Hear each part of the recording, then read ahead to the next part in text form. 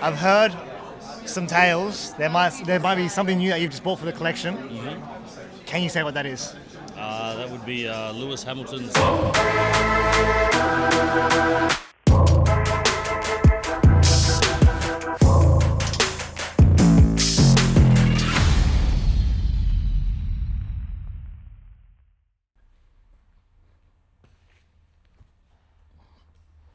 So Laurence, where have you been the past 2 years? Been very busy, traveling around the world. Lots of work travel, lots of family time, lots of friend time, lots of partying around the world, lots of car time. Is there anything you're really proud of adding to the collection? The Bolide has been a really special one. We spec'd that a couple of years ago. You guys on the channel would have seen that. It's come out incredibly well, very well received all around the world. Very proud of that one.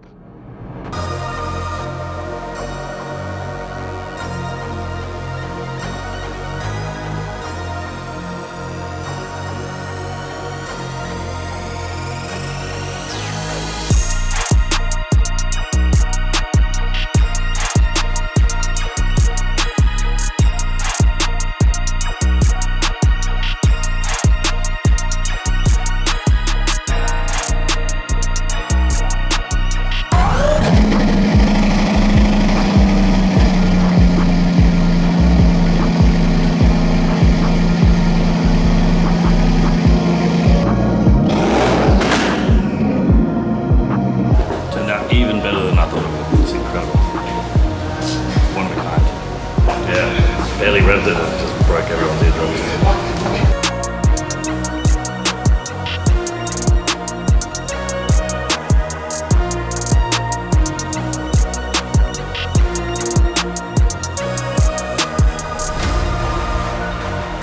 We're in the specking room, bro. She's pretty wild. Take a look at this shit.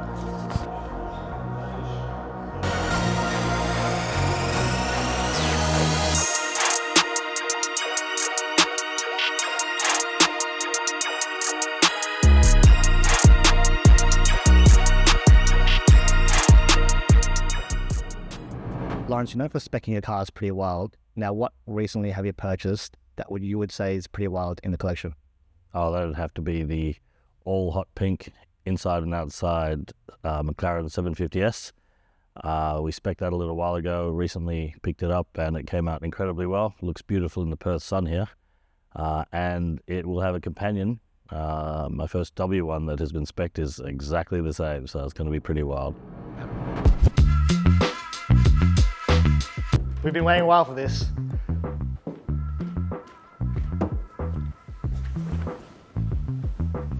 A triple pink McLaren. So Scott, this car here, it's one of one? One of one. So we have elite paint, we have MSO paint, we have special MSO paint, and this isn't even on any of those lists. So we can't get this color Nobody anywhere. can order this color. One of one exclusive. It's the highest spec. Highest spec. So 750S firstly, in the world. Firstly is basically the highest spec, and then everything's customized, like the custom paint, the calipers, Yes. even down to these little touches like the badges. They're all hand painted. Even the carbon's been painted over. Full carbon bonnet, full carbon flutes, all custom painted. The leather seats, custom leather seats, and it's even got the Lee logos on the head. It's gorgeous. Let me pop the door there for you, Sato. More logos down the bottom. That's amazing. Guys, even the paddle shift is pink and the steering wheel's got a hand painted 12 o'clock pink. It's nuts. This car is nuts.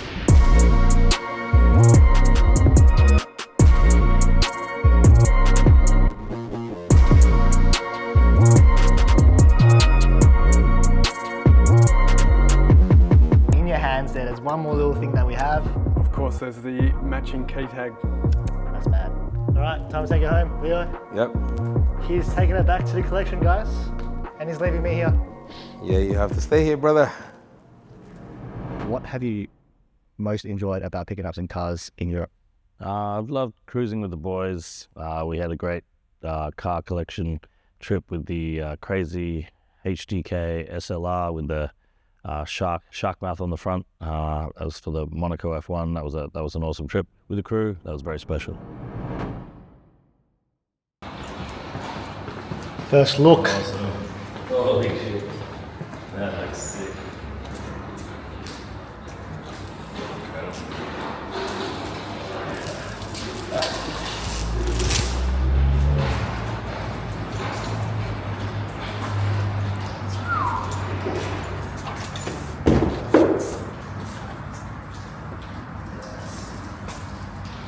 What do you reckon? Incredible. Totally different in person, different to the pictures. This all really pops. See the quality of the paintwork. Close.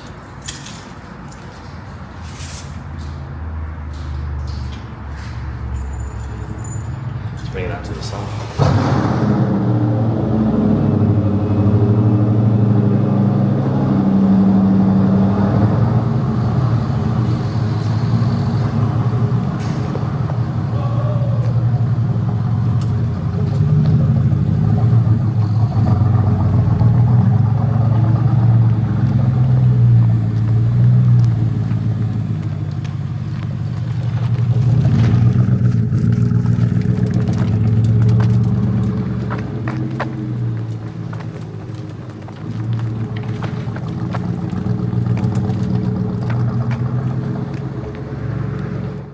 First drive in the SLR, and the lucky driver is Alpha. Tell them I get to drive this.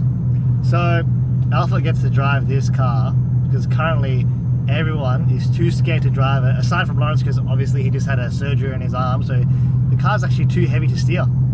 And at the moment, no one is brave enough to actually drive this car. So Alpha has been the designated SLR driver, unfortunately. Custom paintwork,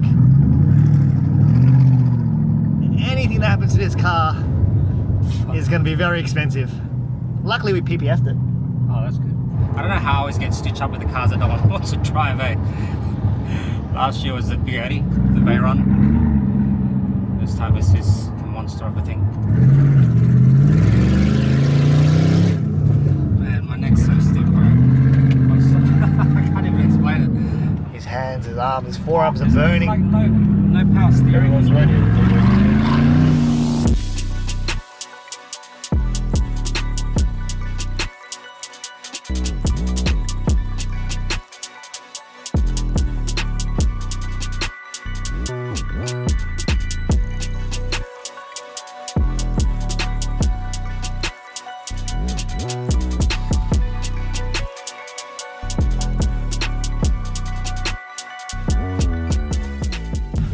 So we're getting pulled over like cops right now. This is going to be fun.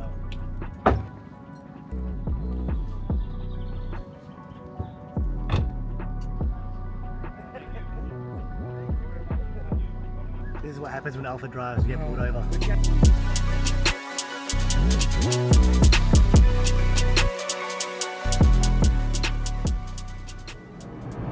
Do you love traveling with your friends and letting them drive their cars? Have you had any issues before? Well, impressively, not really. There's only been one or two occasions that we've had any issues. One in particular, one of my closest friends, I wouldn't say professional race car driver, but amongst us, one of the ones that takes it more seriously and does actually race. And for all the crazy driving he did and we did on European freeways, he did manage to crash it into a pole in a parking lot. And that's the most amount of damage that has ever been done by anyone on any of my cars in any of the collection ever. And that was, he's never lived that down, and we'll never let him live that one down. South Houston.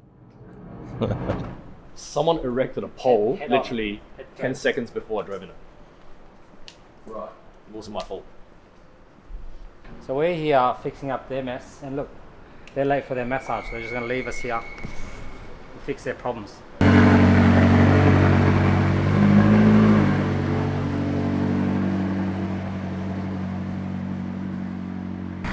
Basically, you just come down this ramp, pretty straightforward, take a bit of a left, and see where that F8 is parked. That's pretty much where he wanted to park. So he drives like this, and for some reason just decides to drive straight into this pole, like head on.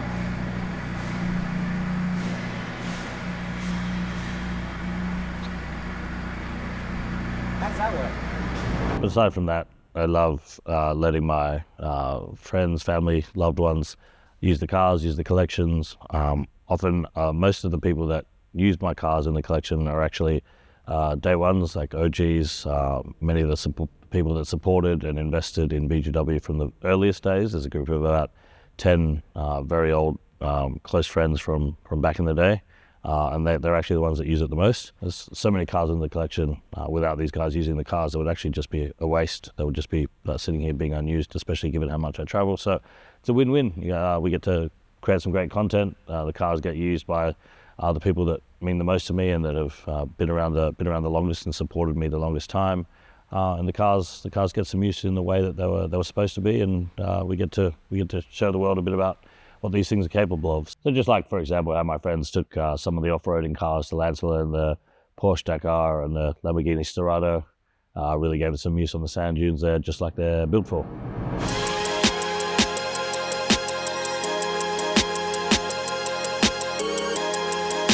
Alright guys, so we're now in Lancelin. We're just taking the pressure out of all of them because last time we did not do that.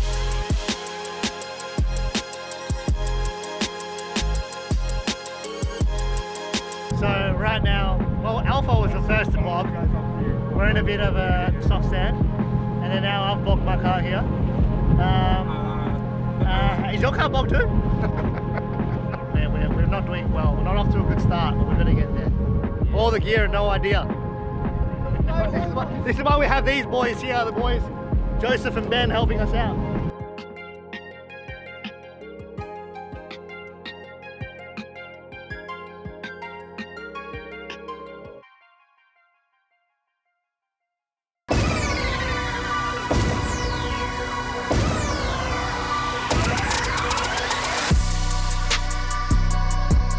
Okay, so apparently I'm supposed to talk, but I don't know how I'm supposed to concentrate and talk you guys through this. Shit, I don't even know where I'm going. Look, I wouldn't say it'd be easy for a first timer, but there's quite a bit of torque, quite a bit of power to get you through. Oh shit, get through the sand. But if you kind of don't have enough power going through the powdery bits, I think you get stuck pretty easily. We're not shooting an ad, so the Ranger has to go. We're just here for fun. Here for the Lee YouTube channel. Let's go.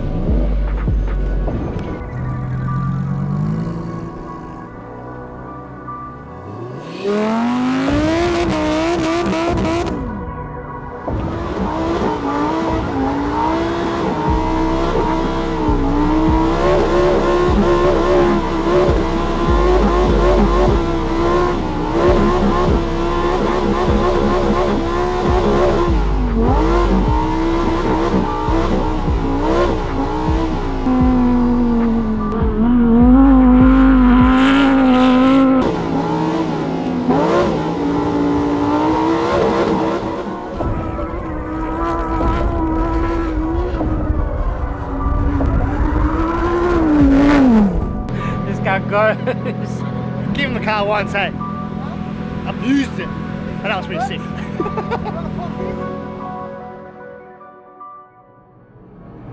How was your most recent trip and where did you go?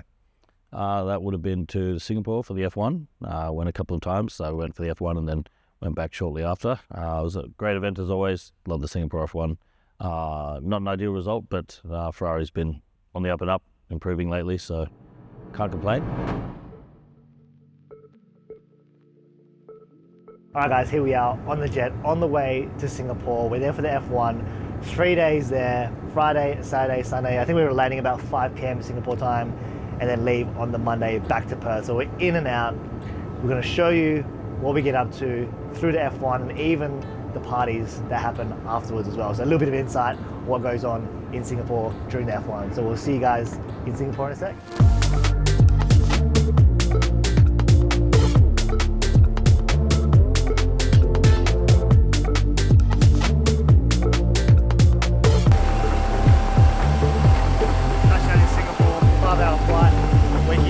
Everyone's here, jets everywhere. Singapore.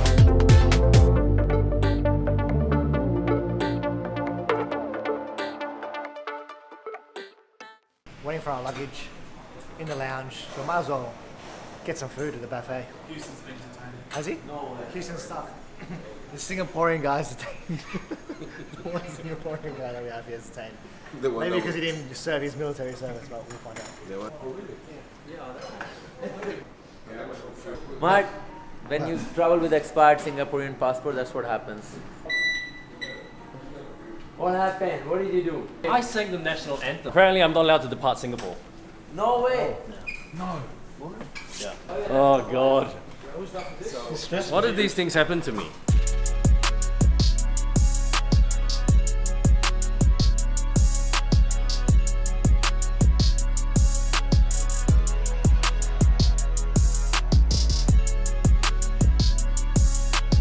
We just did a quick garage tour of Ferrari. They just showed us around, talk about fuel, tyres, car management, everything like that. You can't actually film inside there because there's a lot of technology obviously and exposed to other competitors, but that was sick. We're just going to go around here and head back to the lounge in a second. We're inside the lounges right now. We've got a couple of restaurants left and right. You can watch from here, quite comfortable in the aircon. Downstairs we can actually go and access the pit walk later on, which we might do. A lot more comfortable obviously having this access through Ferrari. There's a few levels, 1, 2 and 3. We're going to go up to level 3 where the Ferrari lounge is.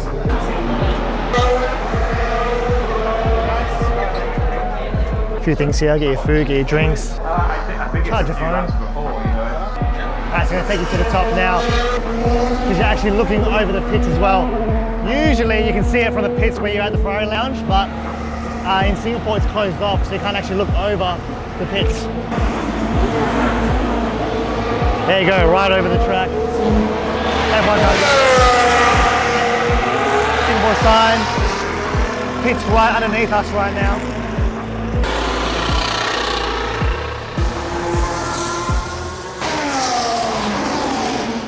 Alright guys, that's a quick brief of what the Paddock Club is like. There's actually more places I can show you, but for now we're going to leave it there. We're going to go downstairs at about 6:40 to check out the pit lane, and then from there we're going to wait for it to hit dark. And as you guys know, Singapore is a night race, and that is when this city comes alive.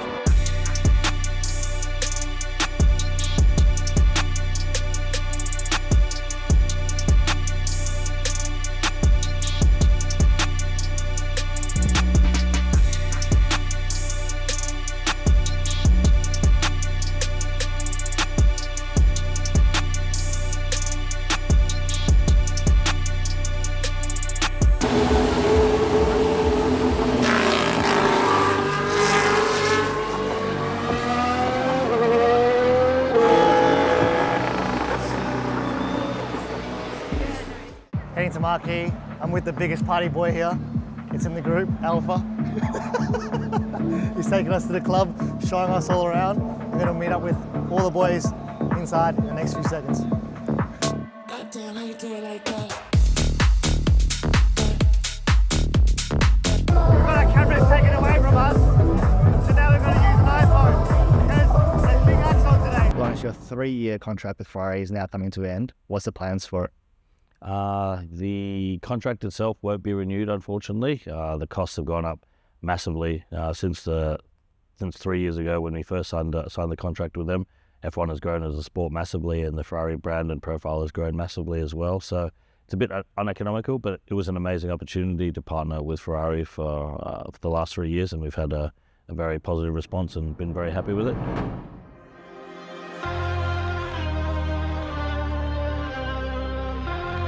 It's race day. It's currently 7 p.m. In about an hour, the race is about to start. It has been raining here, so hopefully the track does dry out. Even if it doesn't, it's going to make for an interesting race. Fingers crossed, Ferrari gets a podium. If that happens, we're going to be celebrating hard. If it doesn't happen, we're probably still going to celebrate hard. But other than that, we're going to chill, go back down to the lounge and watch the race, and hopefully, fingers crossed, Ferrari pulls something for us. There, find Houston. Because maybe if he sings his national anthem, they'll let him out the country tomorrow.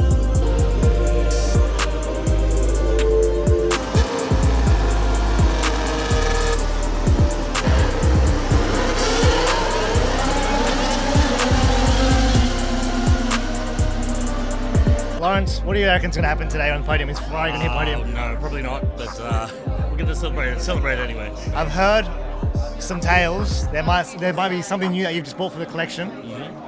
Can you say what that is? That would be Lewis Hamilton's first chassis. That car that we saw in Melbourne. Yeah, that's mine. I'm going to drive it one day, really. He's going to on the streets? No, maybe. I think Lawrence would shut down Perth and drive on the streets anyway. The opportunity to purchase Lewis Hamilton's car, his very first ever Ferrari chassis. It was a very special one that they graciously offered to me, and which I've taken. So I'm very excited about that.